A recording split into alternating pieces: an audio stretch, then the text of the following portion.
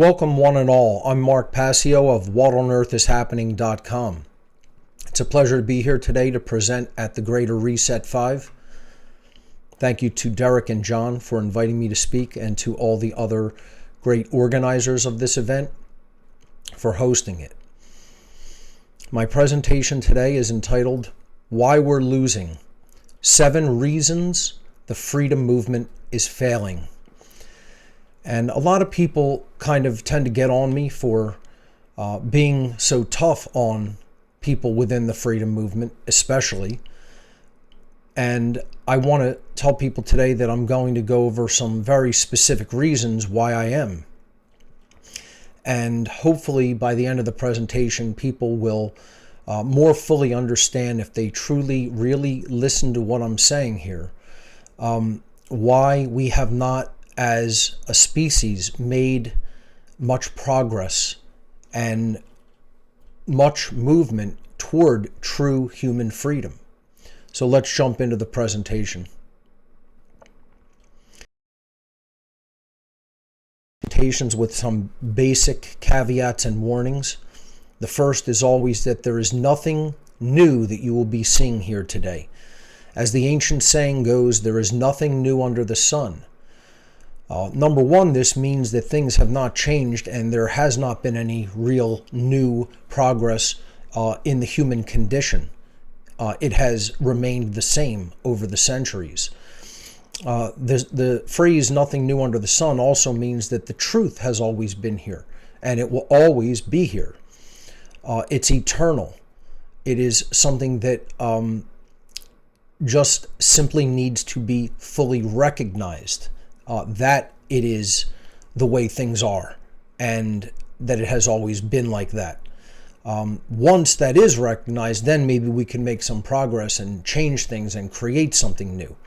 But all I can really do is present what I'm going to present in a personalized framework with my own style and my own aesthetics applied. The information itself is pretty much something that has always been with us. So a lot of people say, oh, I'm not hearing anything new here. Well, you're not going to hear anything new. Until humanity grows up and makes some progress in consciousness and frees itself from the condition of slavery, there's not going to be much new here on this planet. It's basically the same thing all the time. So people have to understand that and not expect this to be some news show or some form of entertainment in which they're always being hit with something brand new. This is something that, while ancient, has still not been learned and integrated by the human species, and that's why we're in the situation that we're in regarding human freedom. Presentations is feel free to get as offended as you like by anything I'm about to say. This presentation is for psychologically mature adults who are ready and able to hear factual information and truth. It is not for those who appear to be adults bodily, but who still have the psychological mentation of a child, meaning those who attempt to think and reason with their emotions. As soon as they hear something that rubs them the wrong way, they say, oh, that must be, disinformation. That can't be true. I can't accept that. I can't entertain that notion.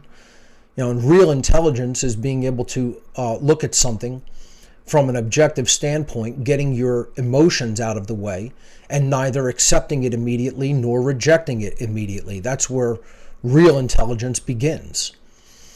So, don't be the little kid who puts his hand over his ears because his feelings are hurt by truth that someone's telling him. I've been putting this phrase in some of my recent presentations. If you're not willing to learn, no one can help you. But if you are absolutely determined to learn, no one can stop you. And that's the attitude that people in the freedom movement really have to take more, that they don't have all the information that they need. And they need to hear things that remove them from their comfort zone, from the things that they think they already know and they don't need to know anymore. I encounter this continually in the freedom movement, that people think they have all the information that they need when they absolutely do not. So, if you do hear some things that, ruffle your feathers a little bit, step back, attempt to calm your emotions and think about whether the statement is true or not regarding how it applies to the human condition and the freedom movement in particular. I'm very hard on the freedom movement for very good reasons. These are people who should know better. These are people who should be making more progress in their understanding. And very unfortunately, I see very, very little of that, even within the freedom-oriented movement. People who are, saying that they recognize the loss of human freedom and the encroachment of tyranny in our world. And yet, they really don't identify the true underlying causal factors. And I'm tough on those people because to tell them that they're doing better than they actually are does them a disservice. It is setting them up for further failure in the future instead of being honest with them and telling them you're nowhere near the correct answers. You're not helping to influence and change other people's thinking and consciousness. And that's the number one reason why the movement is not going to make any progress now or in the future, for that matter. So the principle here is that you do a grave disservice to someone else by telling them that their performance toward a certain goal in any particular endeavor is better than it actually is. It is far better to tell someone the truth about their poor performance in an endeavor toward their goal and hurt their feelings even, if that becomes necessary, rather than to lie to them and hurt their future chance for success. And this is one of the main reasons that I'm as tough as I am on people in the freedom movement. If you had Olympic athletes training for a track and field event, and the person that you're training or the people you're training, their times in their particular event are terrible, and there's no way they're going to win a medal with that kind of performance, and you tell them, oh, it's fine, you're going to take the gold medal or the silver medal in the Olympic Games, you're not helping them. You're not helping them to do better. You're not helping them to train even at a higher level than they need to in order to reach peak performance, in order to do well toward their goal, which is to win a medal in an Olympic sport. If you tell them they're better than they are, that's an absolute disservice to them. And that's the main reason that I'm as harsh as I am on the freedom movement in particular, as I said. So keep that in mind. That's the reason that I generally make presentations that are telling people something that is very negative and something that is being honest with them about where their actual performance is. Because if you say you want the result, if you say you want true freedom, then you have to meet the requirements in order to gain it. And the requirements are not what most people think that they are. They're not coming up with a new system. They're not inventing some new technology or creating some new system of organization or making some new cryptocurrency or any number of other things. The way that we are going to get ourselves out of the mess that we are in regarding the destruction of human freedom is to completely change the way we think, first and foremost, and then to influence other people to change the way that they think. Thought is what is creating our reality. Thoughts lead to behaviors, and behaviors lead to situations in the world. And the deplorable nature of human behavior and the deplorable nature of the human situation right now is due to the way the vast majority of human beings continue to think. So let's look at that dynamic for a moment. My personal opinion that we are definitely losing this battle for freedom. We are not winning it. It is getting worse. And the people within the freedom movement don't really know how to push the envelope forward. They don't know how to move the ball down the field. They don't know how to climb the mountain. They are continuing to think and do things that do not lead to the result that they say that they want. And the evidence of that is that tyranny is continuing. If they were doing the things that were required and they were moving the ball down the field, then freedom would be increasing and we wouldn't be going deeper into tyranny. However, that's not the case. It's objectively observable and measurable. It's not a matter of my opinion. It's fact that we are not winning this battle. People will say, oh, people are waking up, but what's really changed? Nothing has changed. We are still enslaved. That's the human condition, is covert slavery, is slavery through mind control, through the control of how people think and the suppression of their consciousness. And the overwhelming vast majority of people within the so-called freedom movement do not know at all how to get to their goal because they don't understand the governing dynamics of the problem that they face. They don't understand the thing that actually governs the condition of whether an entire species is free or enslaved. And this means that the freedom movement have no true orientation with respect to their stated goal. They don't know where the top of the mountain is, let alone how to get there. Okay? And without such orientation, success toward the goal of true freedom is absolutely impossible. And most people won't tell people this. If they even know it, most people don't know it. And even if they did, they won't tell this to people because they don't want to be looked at as, oh, you're just negative, you're a doomsayer. I'm none of those things. I'm a realist. I'm trying to explain to people how a science works and get them to understand how that works and then align their behavior to that governing dynamic. And it's been one of the most challenging and difficult, or some would describe it as next to impossible things, because you're dealing with so many hard-headed people that are attached to their belief systems.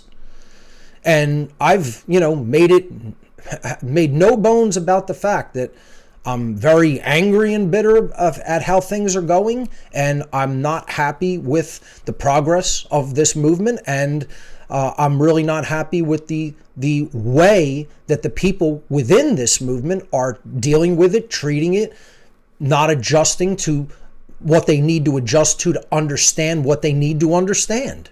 They want to stay in the same way of thought, in the same mentation, and believe that the problem can somehow work itself out, or that they don't have to change the way that they think, and they can still receive the positive benefits and get to the goal that they're trying to get to.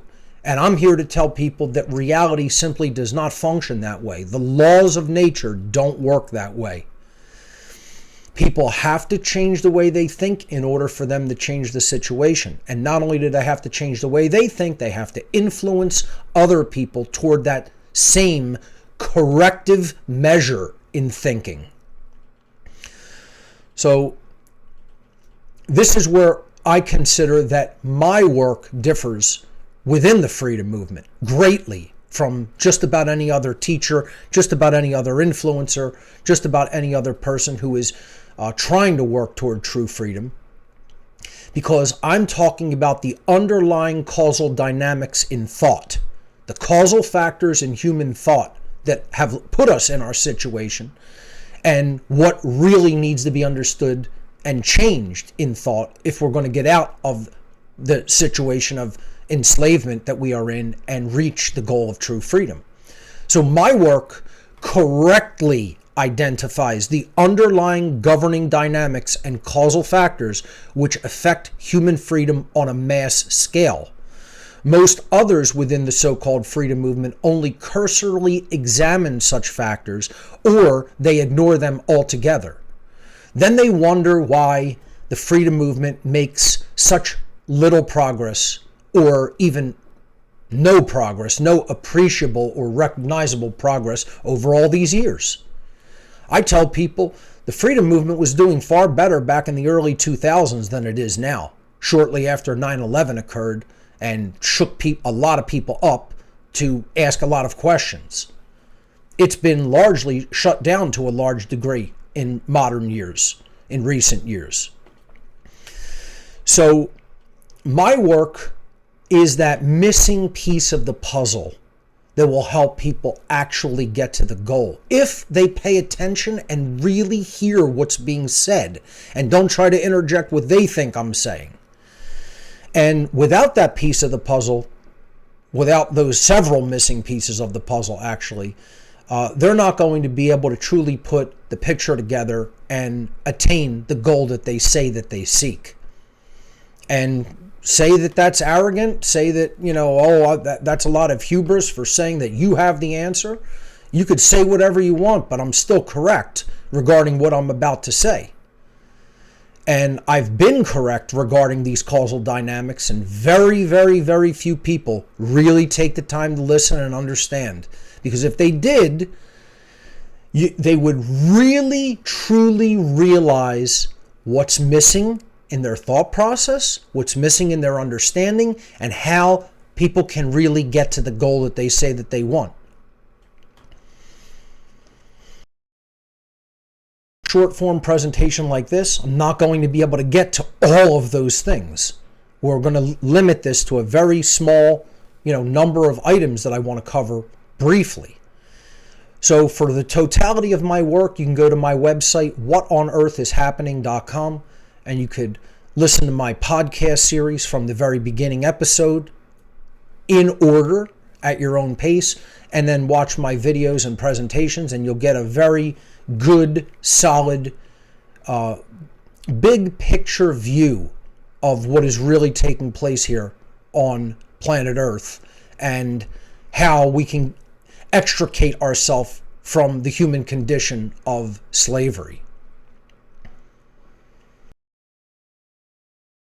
I'm going to talk about really all deal with the way people still do not understand governing dynamics, the way that their thought process is still in a very underdeveloped state regarding where it needs to get to understand the nature of the problem and how to get out of it, and lack of action in many ways that they are not taking. And they are doing actions that they think are going to help, which are never going to help until other foundations are laid. So the very first thing that is the main reason the freedom movement is failing is that the overwhelming majority of the people within the freedom movement still to this day remain ignorant of natural law and how it works. And this is the main governing dynamic. So what is natural law? Natural law is a set of universal, inherent, objective, non-man-made, eternal, and immutable conditions which govern the consequences of the behaviors of beings with the capacity for understanding the difference between harmful behavior and non-harmful behavior. Yes, that's a mouthful as a working definition for a governing dynamic in nature. But let's just briefly break that down. It's universal. It exists everywhere in the universe. It's inherent. That means it's part of nature. It's not a constructural idea of the human mind. It's part of nature itself. It's objective. That means it is not subject to human interpretation. It exists independently of how anyone thinks about it. It's non-man-made. That's pretty self-evident. What that means? It means it comes from nature, not from humanity. It's eternal. It will never not exist. It exists for as long as the universe exists. It's immutable. That means it cannot be changed. These conditions are unchangeable by anything humanity is capable of doing or any other being or situation. It does not make a difference what is done. These conditions remain in effect. And they govern the consequences of our behavior. That's what I mean by governing dynamics. We behave, we have free will to behave, and we can choose our behaviors, but we are not insulated from the consequences of our behavior. And these governing dynamics, these natural laws, affect and bind those that have the capacity for understanding the difference between right and wrong. They do not apply to the animals. They apply to beings that are human and higher level intelligence than human. Meaning you have to have the capacity in the mind for the definitive understanding between behaviors that are rights and between behaviors that are wrongs, wrongdoings that violate human rights. So the understanding of natural law is all centered upon bringing human conscience, that's the knowledge of the difference between right and wrong, into alignment with objective morality. That's actually choosing right behavior over wrong behavior. And we're not talking about religion here. This is absolutely non-religious. This has nothing to do with religion. This is a science of nature. It's a science of behavior and the consequence of behavior, and the science of how the dynamics of freedom and tyranny actually work in nature. This constitutes a science that is, as of yet, unknown by humanity, not in its fullness. Some people have an inkling of it. Some people know more about how it works than others. But as a species, we remain almost completely ignorant regarding natural law, and that's why we're still enslaved. Conscience is the definitive knowledge of which behaviors are rights because they do not initiate harm to other sentient beings, and which behaviors are wrong because they do initiate harm to other sentient beings. That's the real, definable, objective difference between right behavior and wrong behavior. It is not a guess. It is not something that you find in a religious text. It is not something that we invent. It's not a constructural idea of the mind. When we behave and harm results in the natural world, then that is a wrongdoing. If we behave and harm is not initiated in the natural world, that action is a right. That's actually very simple. If people get their clouded and previously distorted thinking out of their head, because they're running mind viruses. And mind viruses prevent people from understanding real governing dynamics, especially natural law. The fundamental nature of humanity's continued loss of freedom is that most human beings do not have a full and accurate understanding of objective morality, the true and actual difference between right behavior and wrong behavior in nature/reality. Ignorance of true morality leads human beings to erroneously believe that violent and harmful behaviors based upon the belief in authority are somehow morally legitimate and acceptable when they are absolutely not morally legitimate at all. The belief in authority comes out of people's ignorance of natural law. There is no such thing as human authority. Never has been, never will be. Doesn't exist now, never will exist. Has never existed. There is a claim, an immoral, violent claim of authority that holds people in duress for disobeying the ruling class's decrees that they call law. And all that is a usurpation of natural law. It's a usurpation of the laws of the universe, of the creator of the universe. And that's what these people in so-called power, in earthly, worldly power, want. They want to usurp the laws of nature and become God. That's what Satanism is. That's what dark occultism is, which is we're going to get to in a moment. As a result of people's complete lack of understanding of objective morality and their belief in human authority, many, many behaviors which most human beings conduct and condone are completely out of alignment with natural law, which leads to the continuation and furtherance of human slavery. It leads to the creation of slavery, it leads to the continuation of slavery, and it leads to slavery becoming deeper and deeper bondage. This dynamic is expressed in the natural law of the law of freedom. And the law of freedom states that as morality and aggregate morality and aggregate freedom are directly proportional to each other. So the total morality of the population of human beings is going to be completely proportional to the total freedom of human beings. So what does that say about how moral human beings are? if they're completely proportional degrees and humanity is enslaved, then their aggregate behavior cannot be very moral. When we add it all up, and all the human beings add up, if we place like a little index on their behavior of how moral it is from a scale of 1 to 100 and added up everybody's moral index in the whole world, it would be pretty damn low when it comes to not really understanding the true objective difference between rights and wrongs. And that's the problem. That boils it down to the very simple dynamic, is that most people don't know the difference between right and wrong still to this day. And they're not being taught the difference. Freedom stated as simply as it can be stated: the aggregate freedom of human beings is directly proportional to the aggregate morality of their behavior. That's it. It's that simple, and most people still don't understand that on this planet. And once again, I'm one of the only people really repeating this over and over and saying it to people and telling people, you need to understand this, you need to communicate this, you need to teach this to others. And yet, hardly anybody even mentions the word morality in the freedom movement. Very few. Very few. You hear podcasts and video shows and people writing books and all of the information you could gather. Everybody's just talking about the plane of effects. They're talking about the 3D happenings. They're talking about what new technology or system can we put into effect? How can we reform this existing thing? They don't understand what needs to be torn down and completely dismantled and decimated is wrong thought.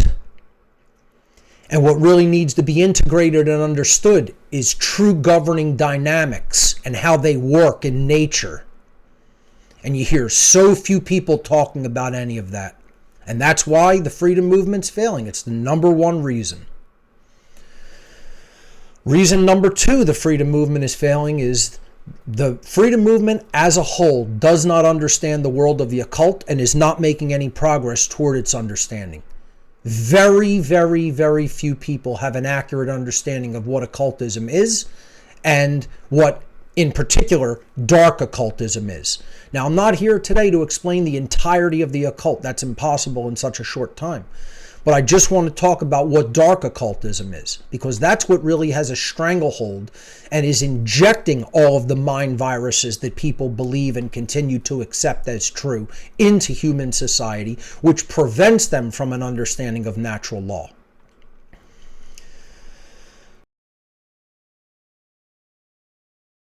People is what Satanism really is versus what it is not. Satanism is not the worship of the Christian devil in Christian mythos. Sorry to burst anyone's bubble, but if you believe that, you have a child's mentality regarding what Satanism really is. And it's sad, and it really should be improved. It's unacceptable, quite frankly. What Satanism really is an ancient occult religion, and occult simply means hidden. So when you hear the word occult, if you're triggered by it, then that means there's more ignorance present. Everybody in this movement should understand by this point that occult means hidden. It means it's hidden from the sight of the average human being. That's what Satanism is, a religion that the true masters of the world do not want the average dolt in our society to understand. Because if they really understand that, then they understand their master's mindset and techniques. And they don't want that getting out to the public. They want them believing that it's just devil worship. So Satanism is an ancient occult religion comprised of diverse and interconnected networks of worldwide adherents. It is not just rich white men. It is a very diverse group of ancient master psychologists that are manipulating the entire body of humanity. At its ideological core, this religion postulates that knowledge of how the human psyche works and operates, and knowledge of how the laws of the universe work, and operate should actually be hidden. They should be occulted. They should be kept only by this priest class, by a small group of manipulators. And then when they have a knowledge differential because they hold the knowledge and other people are ignorant of it, they can create a power differential in the world over the people who are still remaining ignorant of that very critical knowledge about how the most important things in life actually work. It is far more accurate to perceive dark occultists in general as mass psychologists and mass psychological manipulators and social engineers. Psychological manipulators and social engineers who do this dark mental manipulation and dark mental sorcery upon the entire population to give them wrong ideas that they can continue to pursue, which will never lead them anywhere. It gets them treading on the hamster wheel endlessly. So this social engineer ruling class hold and wield hidden or occult information in ways which will exploit and enslave the ignorant masses. And they've been doing this since time immemorial, and they've been using the same techniques, and there's no indication that they need to change their techniques or that their hold on humanity will slip or fade, because we still have the same level of ignorance in our society in the general population, the same level of ignorance regarding natural law and the world of the occult. And I see no major progress being made by the freedom movement to narrow the gap in that knowledge gap. Very little, too little progress toward that goal is being made. Reason number 3 the freedom movement is failing is most people within this movement constantly try to pass the buck to someone else. And they say that's someone else's responsibility.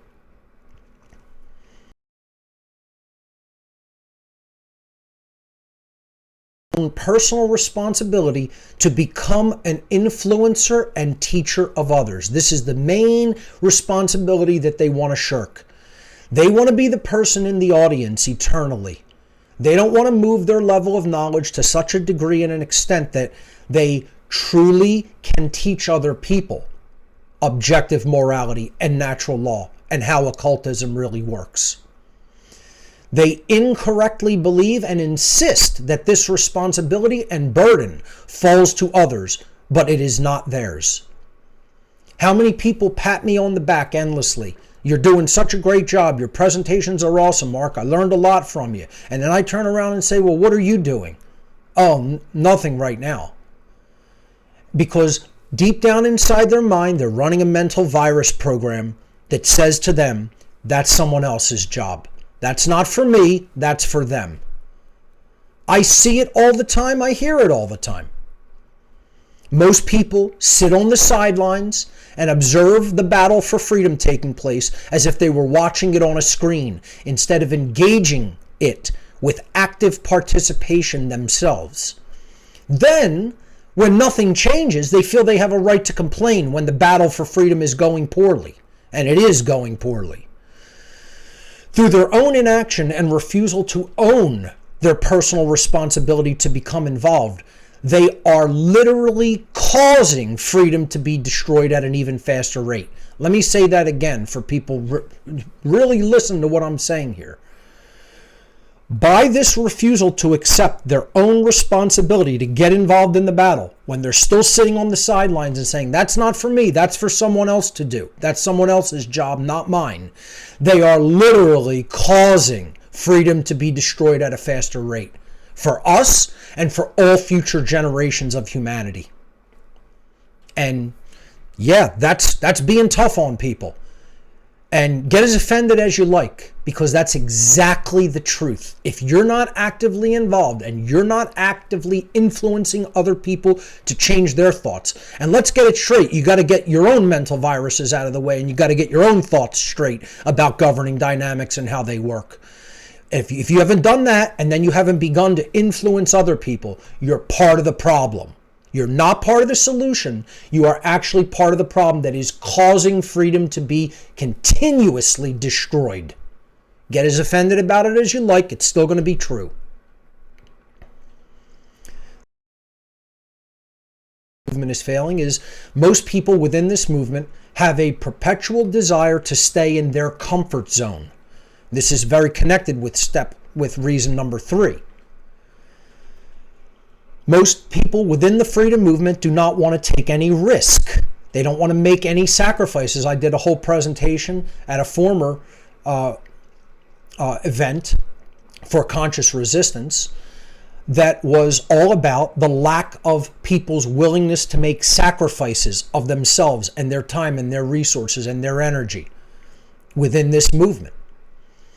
Most people don't want to take any risk, make any sacrifices. They don't want to endure any hardships. They don't want to contribute any time, effort, or resources, or put any skin in the game in any way. They want to show up like it's some social event, and they want to listen to what other people have to say. And that's just not going to cut it. It's not going to get it done. Action is required.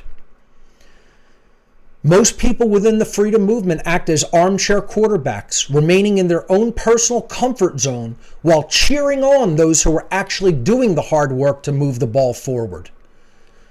Most people in this movement feel that if they become further involved in the war for freedom, that they would, quote unquote, have something to lose. It would affect them negatively in some way. That's why most people sit on the sidelines, because of cowardice. And in fact, this attitude that, hey, well, I have something to lose. I can't speak out. I can't get involved. You know what that really means, that attitude? It means you've already lost. You've contributed to the losing dynamic. And that's one of the reasons why we're losing. We are not beating the social engineers. We are not beating the ruling class. We are not beating the dark occultists. We are getting our ass handed to us. We're getting clobbered. We're getting absolutely slaughtered in this battle. It's not even close. It's a joke. They know it. They think that it's a joke. They know that it's a joke. And so do I. And it's because of these types of attitudes. Not learning the important causal dynamics. Constantly thinking something that is not the solution is the solution. Not understanding the true difference between right and wrong. How many people within this movement I hear still taking a total attitude of religiosity when it comes to the difference between right and wrong. They think the answers to right and wrong are going to be found in a book, in some religious text. The answers of what really constitute the difference between right and wrong are written on the human heart, ladies and gentlemen. And that's the problem, is people aren't in touch with that dynamic. That's why they don't have a lot of courage. They got no heart in the game. They got no skin in the game. They got no heart in the game. They don't have their guts in the game. And most of them don't have their mind in the game either. And you add up all those failures, it adds up to a failure in the aggregate sense. The job that has been done has been inefficient, has been inadequate. It's not good enough. And I'm going to keep saying that to people until it starts to become somewhat decent. Our efforts have been horrific in the last decade to decade and a half. Horrific. That's why this movement is largely falling apart and not making progress forward.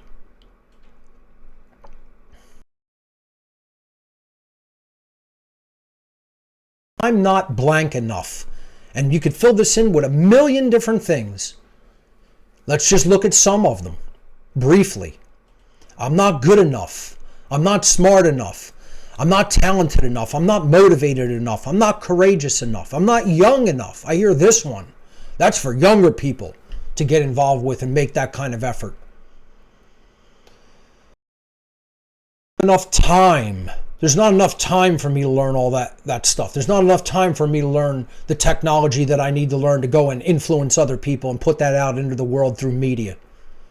I don't have enough resources to do those things. This whole attitude that you're not sufficient and not enough, that's why it's playing out and manifesting as a self-fulfilling prophecy, and it's coming out as an effort that's not enough, that's not good enough. It's because of people's thought that they're not good enough. People are good enough to do that. For some reason, because of self-loathing that's deeply nested in their psyche, they're not beginning and saying, I can't be that influencer, I can't be that person, I can't do this, I can't do that. Well, guess what? Like the old saying goes in the law of attraction, whether you believe you can or you believe you can't, either way, you're right. That's the problem. Mental viruses telling people to tell themselves, I'm not good enough, I'm not smart enough, I'm not talented enough to get involved and do this. Oh, they don't have enough resources, they don't have enough money, they don't have enough equipment, they don't know where to begin. How many times I've heard this from people? I don't know where to start. Start where you're at. Start by acknowledging what is. How about just start with the very simple thing? Start with where you're at, start with what is true, start with where you know you want to go and the factors that actually get you there. That's where you start. You got to get out of the mindset that this is going to be there's going to be some political solution. You got to get out of the mindset there's going to be some financial solution. You even got to get out of the mindset there's going to be some technological solution. Technology is a component to the solution, but it's not the totality of it. Once you get your mindset straight, you got to influence other people, and the mechanism for that influence is modern day technology and media. But one thing for sure is we got to get out of this dejected mindset of we can't. I'm not telling people we can't. I'm telling people up to this point, you've done a terrible job at moving toward your stated goal. That doesn't mean you can't do it. Don't mishear what I'm saying and think I'm telling you can't do it. I'm telling people the exact opposite. You absolutely can do it. You just haven't been doing it. There's a big difference between telling somebody the job that you have been doing is completely inadequate to the attainment of the goal versus telling them you can't do it, it's impossible. I've never said that once, ever. In my entire broadcasting career, in my entire presenting career, I have never told people it is an impossibility to achieve the goal of true freedom, because I know that it is. I just know it has certain requirements, and other people don't understand those requirements because they don't understand the governing dynamics of how freedom actually works or is destroyed in the world. Once they understand those dynamics, it is absolutely possible for them to make real, true, lasting, positive change. I'm not black-pilled, folks. I'm just very dejected over how poorly our performance has been in this battle. Black-pilled means you think it's impossible. I wouldn't be talking to anybody if I thought it was impossible. Number 6, the 6th reason the freedom movement is currently failing, and one of the biggest, is people within this movement are constantly making endless excuses for the evil behavior of others. And mostly the people who I'm talking about are the order followers of our world, to a large extent. The police, the military, even people within the medical, educational, business establishments, they're order followers to a large extent. But the biggest order followers of the world are absolutely police and military. And they're the people who are actually manifesting what I refer to as the dark New World Order of slavery. We can have a positive New World Order of true freedom and true responsibility and truly treating people with respect according to their natural rights. That is possible. But right now, the people who are building and creating the dark New World Order of total enslavement are the police and the military. And if you're offended by that statement, get as offended as you like and recognize that it's an indicator that you absolutely don't understand the dynamic, that you need to. I hear people all the time saying, these people have families to feed. They have, personal responsibilities in life that they have to meet. And people depend on them, and they're a core member of a family unit. And making excuses for them destroying other people's freedom because they say they have a family. I couldn't care less that you have a family, and no one else should either. When you're conducting evil, you're not only doing something that is completely immoral to other people, you're bringing down total enslavement on yourself and your own family. How could people say you're possibly doing anything good for them? It doesn't matter whether you're doing something that sustains their physical survival in the short term when you're destroying their freedom and ultimately their soul in the long term. People have to stop making excuses for these evil people. They are following the orders of the true psychopath ruling class, and in doing so, they're destroying freedom for everyone. I've done an entire presentation on the dynamics of order following and how it's always immoral. No matter what order you follow, it's immoral.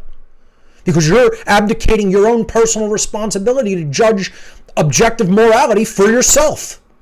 And you're saying someone else can do that, and I'll just act unthinkingly, without judging whether it's right or wrong.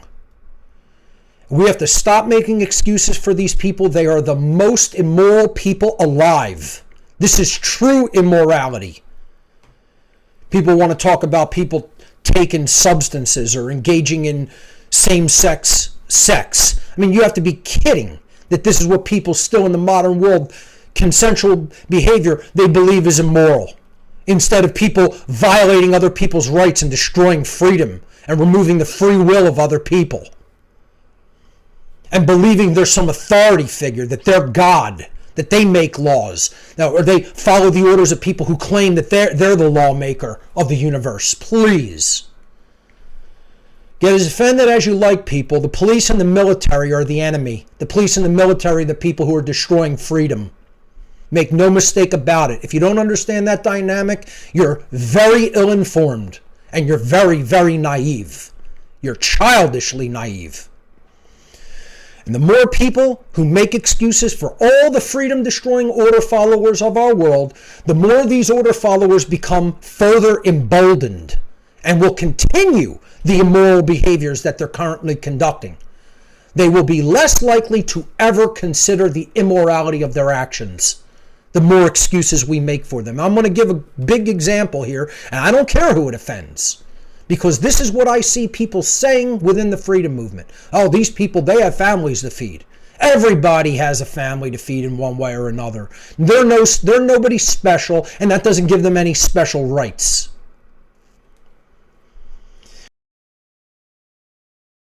Train loads full of people in boxcars and cattle cars being taken to their slaughter at a concentration camp in the Nazi regime in the late 1930s and early 1940s. Probably this picture is taken in the early 1940s, probably around 42, 43. And you have the conductor of the train taking them to their death, knowingly taking them to their death, and you have people within the Nazi SS killing squads waiting for them to arrive and take them in to wherever they're going to be gassed, whether it's going to be a mobile unit or a fixed gas chamber. Now, if you could go back in time, would you say to these two men right here in this picture to quit their jobs? Would you tell them to quit their jobs? Answer that question. Would it be right of you to tell them to quit their jobs? Would you make excuses for them? Would you say, oh, I understand you have a family to feed? Think about how silly that sounds. Think about how retarded and dumb that sounds. That you would go and say, oh, guys, I understand you got a family to feed, so you can't quit this job. I mean, that's literally what is happening today. It's just progressing at a slower rate. See, that's what was learned by the social engineers who really manipulated World War II and all of this. They learned that they can't do it that fast. They got to do it slowly in a stepwise progression over time so that the dumb people of the world don't catch on to what's happening to them. If they do it too fast, then they get resistance. But imagine people wouldn't tell these people to quit their job because they have families to feed. And yeah, it is that situation. People go, oh, it's not that situation. You're wrong. It is that situation. We're there already. We're there already. We're not going there, we're there. They just haven't completely pulled the trigger on the executions and the death that they really want to conduct. But the people who are actually building this total control system are cut from the same cloth as those Nazis standing there. And if you wouldn't tell those guys to quit their jobs, that's why the freedom movement is failing. You won't tell the police and military today to quit their jobs. You still believe they're somehow moral. Hey, this guy had a family to feed, right? Why wouldn't I make excuses for some high up member of the Gestapo or the SS? You know, he's got a family too. He's got the whole unit there. He's got the wife, he's got the son, he's got the dog. Well, why not just go back to the concentration camp and let's get some more people gassed, you know? Let's do that. Why don't we? Would you tell this guy to quit his job even if it meant that his family would struggle? I absolutely would have the right to tell someone like that to quit their job and make their family struggle. Just like I have the right today to tell the police and military to quit their job and allow your family to struggle if that's the only means that they could currently be supported. They'll have to struggle for a while till you find some other means that is in right livelihood instead of wrong livelihood. Excuses for evil, and then we wonder why more evil happens. And believe me, most people within this movement, they are bootlickers of the order followers, and they believe that they're necessary. You know how many people still within the so-called freedom movement I hear saying, well, we need police. Yeah, we need enslavement. We need our masters to whip us. We need to get out in the fields and pick whatever crop they want us to pick. We need to do their bidding. We need to follow their orders. Excuses for evil are not going to get it done. They're going to make it worse. The reason why we're losing is people don't know how to get the message out. They don't know how to get the message of natural law, objective morality, truly choosing the right over the wrong, what the true right and wrong actually are, that they're objective and not subjective. Get the word out regarding the occult and the methods of manipulation that they do. And that's because they don't know technology. They don't know how to actually create media using technology. They're complete Luddites. They say, that's not for me, that's for someone else. I don't have the time, effort, money, motivation, whatever, age to learn. And they sit on the sidelines, not influencing. They sit on the sidelines cheering on, but not actually influencing others because they don't know what to do. They don't know where to begin in this field of endeavor. They don't know how to actually become a content creator themselves so that they can influence the minds of other people. To that end, I actually offer a course called How to Become the True Media yearly. This isn't an advertisement for that. I'm just saying that's my contribution to helping people who don't know how to get the message out. I show them how. I not only show them the governing dynamics and explore that with people in my work, but then half of the year I actually teach them the methodologies of how to get the message out. And that's what we all need to be learning and doing. The way that people are going to be influenced is through receiving media through the alternative forms of media on the internet. And unless people become a content creator and learn how to influence people in that regard, we're not making the aggregate dynamic any better. Watching from the sidelines isn't going to cut it. Wishing for it to be so isn't going to cut it. Learning the governing dynamics that you need to learn and then teaching them by creating media in the world so that many, many, many other people can be influenced by that media and learn the same things that you learn is the answer. That's the great work. So I think that's a good place to leave this short form presentation, because I think it very briefly but very highly accurately explains to people why the freedom movement isn't making any progress through these 7 basic dynamics and exploring them in brief here. Maybe at some point I'll do an extended version of this presentation to flesh out and explore these dynamics even more. Ultimately, it all comes down to doing the great work of first transforming your own mind and purging it of the mental viruses given to us by the social engineer ruling class. And then secondly, we have to broadcast those ideas out into the field of consciousness to influence other people through creative media that we get involved in making, so that it spreads the message and eventually, hopefully, makes it go viral so that true human freedom can be manifested into our world. Ladies and gentlemen, thank you so much for your kind attention today.